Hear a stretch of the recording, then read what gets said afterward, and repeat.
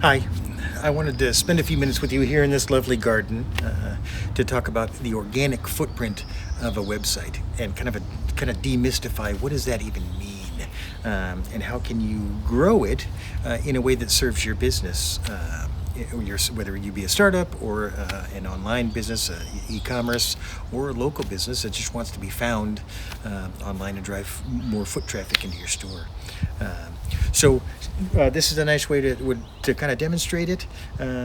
Very simply, if I want to be a daisy garden, I want to be known as a daisy garden. Well, I plant daisies, right? And the more daisies I plant, right now this is a lovely little daisy plant, but not many people are going to come see it, right? It's not really a destination for a daisy lover.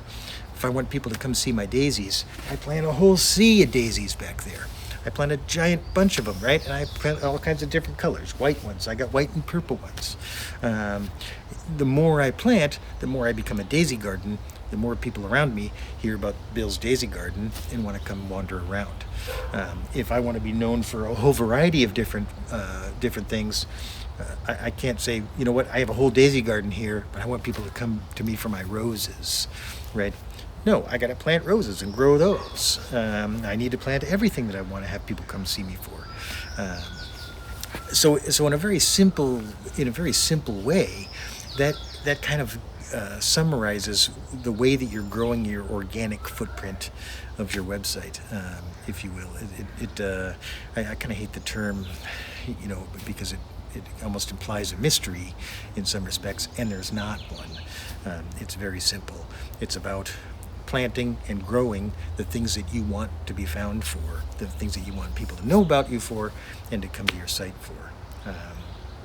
Very often when we start digging into analytics and search console data for companies, even ones that have been around a while, we see that there's a disconnect between the structure and content of their site, the structure and content, both together, and the traffic that it drives, right? Because just by existing, it has an organic footprint. It is discovered by search engines and therefore by people. So oftentimes there's a disconnect between the content and structure and what the business is actually doing and selling and talking and wants to be talking about, right?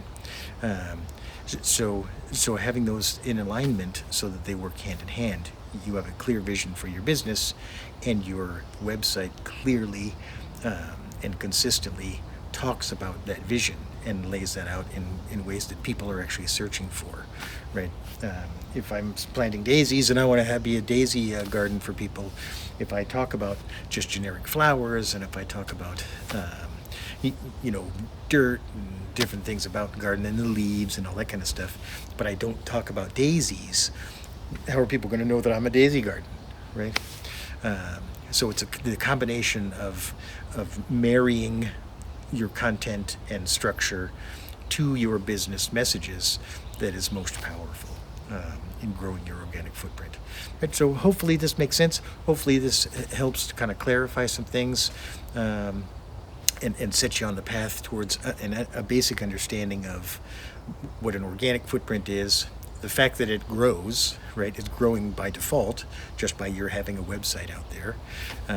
So you want to pay attention to what is growing and make sure that you're growing the garden that you want, so that you're found for the things you want to be found for, so that your garden is the garden that you want to be growing. All right. Hopefully this makes sense. If you'd like to talk about it, I would love to. So reach out and let's see where we can go. All right. Thank you.